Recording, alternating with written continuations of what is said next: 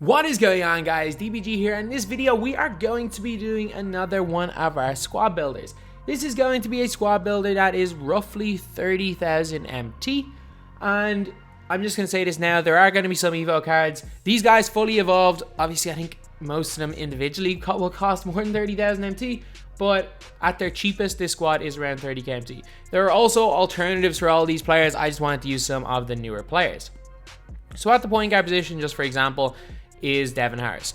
So when I'm talking about 30k MT, I'm talking about the cheapest. So Devin Harris' Sapphire card before he's evoed up at all is like 1k MT. He is so cheap and he is so good. He's got 2 Hall of Fame matches, downhill, quick first step. He is so quick on the break. He's got gold floor general as well, gold quick draw. He's got gold lob city passer, gold timer. He's got gold fancy footwork, gold slittery finisher. And even though he's got a really good driving layup, he's not going to dunk it at all. He didn't feel the best scoring the ball. Like his 3 ball felt a little bit lower than 81. His mid-range, I couldn't really hit many shots with him. Although his passing was exceptional. Really good ball handle and passing stats. He's got good perimeter defensive IQ. He is so fast. 96 speed, speed ball and acceleration, as well as an 85 vertical and 85 lateral quickness. Bit of a downside is that he can't dunk, but sure, look, in this game, once you can kind of get your body in the way of the defender, play 5 out and get the blow by, dunk isn't the biggest deal in the world. You'd obviously rather than be able to dunk than not, but it's not the end of the world if a player can't. At the 2, if it ain't broke, don't fix it. One of my favorite 2 guards in the game for like 3k MT is Nick, or actually no, about 2k MT, sorry, it's Nick Anderson. He's no longer like 1500 or less MT that he used to be, or 1000 MT, what he was when he first came out. He's got a 93 3-point shot. He's got 13 goal badges, pretty much all the shooting ones. He's got quick draw, range extender, one of the nice release in the game. And again, he's auto greens pretty much. When he's open, he greens almost everything, and he is a fantastic card. At the small forward position, we're using one of the new players again. This guy is around 700-800 MT, depending on when you're picking him up. He's literally discard value, and it's Steven Jackson. So Steven Jackson, 88-86, he's 6'8". He's got 8 goal badges, catch and shoot, corner specialist is great, steady shooter, a little bit of an annoying one to have. But unfortunately, he's got no quick draw. If he had quick draw, he'd be so much better. Or if he had quick first step. He has neither of them. So he's 6'8", so he's got decent height for a small forward. He's got a 3 ball of 84, which is good. He's got a driving dunk of 85, which is good. He's got a decent enough driving layup. His mid-range shot is good. His release is actually fairly good. Like, it's not like the be-all. Like, it's not like an incredible release. Not like Nick Anderson's, but it's hard to completely miss time. Most of the time, I find it easiest to green releases of people that kind of like have a set point before their shot. Like, they might pause a little bit, something to watch out for. Steven Jackson's jump shot is very fluid, so it's kind of hard to green with, but it's also hard to miss time. It's really hard to explain, but when you actually use the card, comparing it to someone like a J.R. Smith, where it's a real 2-motion shot, you can feel the difference anyway. Decent passing stats, ball handling 78. Unfortunately, previous years it was always 86 on Steven Jackson's Ruby or above cards. Good perimeter defense IQ, good enough steal, decent speed, speed ball and acceleration for a 6'8" player. Decent stamina, he's got good lateral quickness. So overall, he can do everything. He can attack the basket, he can shoot relatively well, he can defend, he's tall.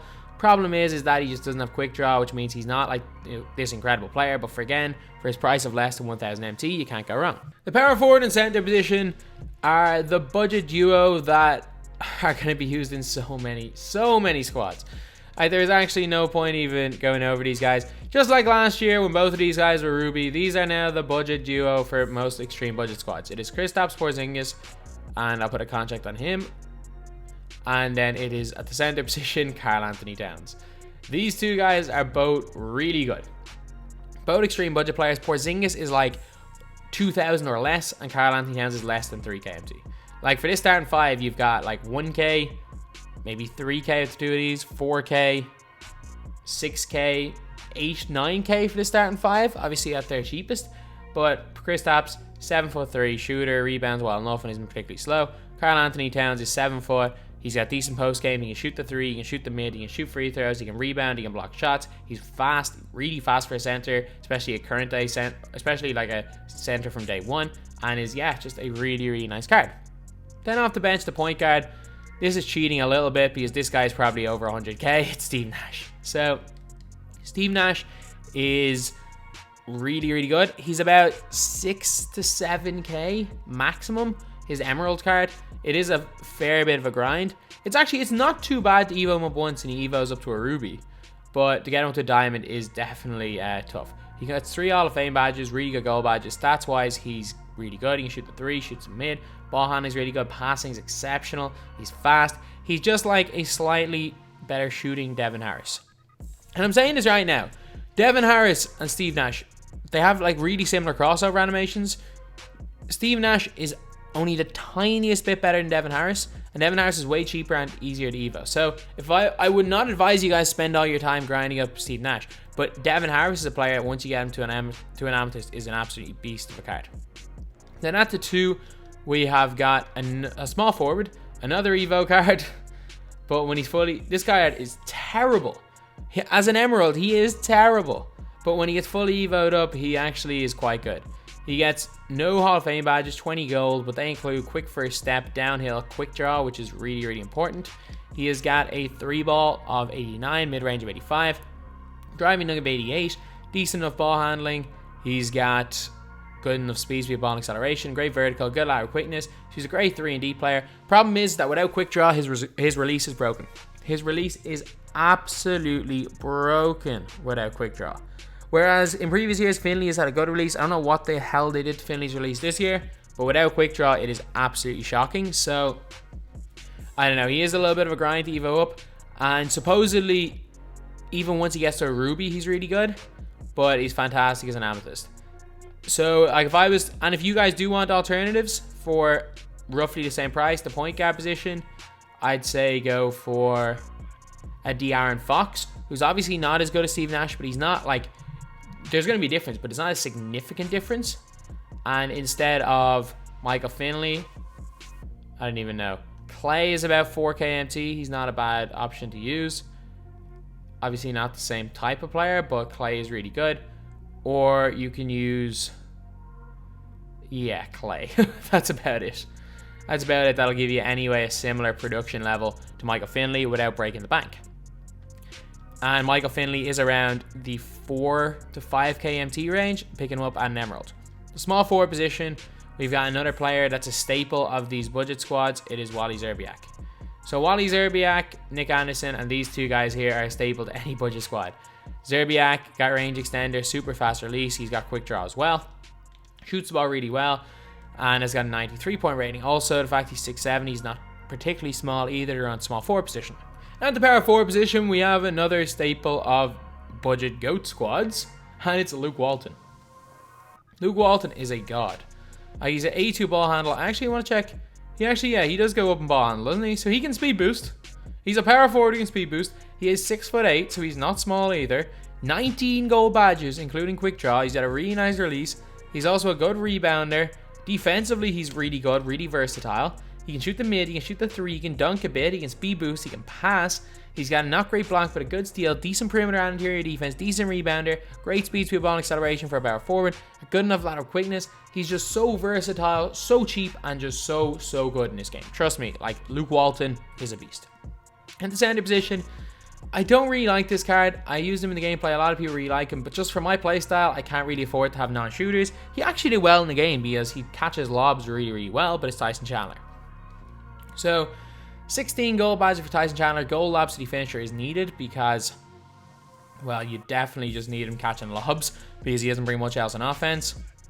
Gold defensive leader, gold intimidator is good, gold rebound chaser, gold back down punisher. So he's just a really good defense player. His post hook is only 65, which is terrible. Like, that is really, really bad. I would have hoped that it was closer towards 80, but he does dunk it quite well. That's literally the only thing he can do on defense is dunk. He's got an 85 block, which is decent. He's got great rebounding stats. He's slow, or he's not fast, but he's not slow either. He's also 7'1", so he's got decent height. And I don't know, like, if he had a better post hook, he'd be a much better card, but he just doesn't bring anything in terms of actual post game, and he's only there to catch lobs. So when he asks the team, now let's go on to the highlights.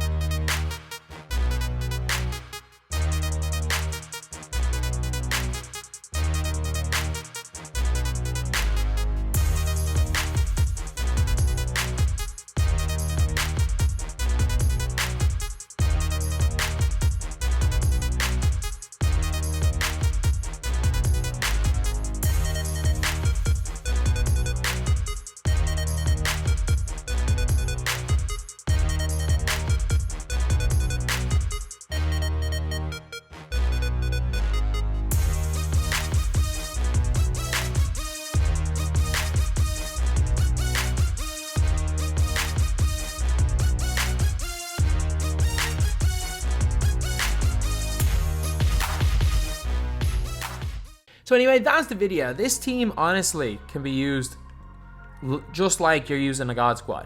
While I would advise you guys to probably replace Tyson Chandler with someone that can shoot the ball a little bit, maybe even evo that Dirk up to an Amethyst, which isn't the hardest thing in the world to do, and that Dirk becomes a beast, using someone like him. So then you can kind of 5 out. I'm not going to say 5 out cheese. You can play a 5 out. You can spread the floor. You've got big guys in there that can shoot the ball, but he's kind of the only one weakness in the squad. But you've got 2 point guards. You can break down almost any defender. You've got shooters on the wing. You've got guys with quick releases. You've got 5 players on both lineups that are competent defenders, not incredible, but are competent defenders. And you've got somewhat decent height at every single position. But anyway, yep, that is the video. Thank you guys for watching. Please like, comment, and subscribe.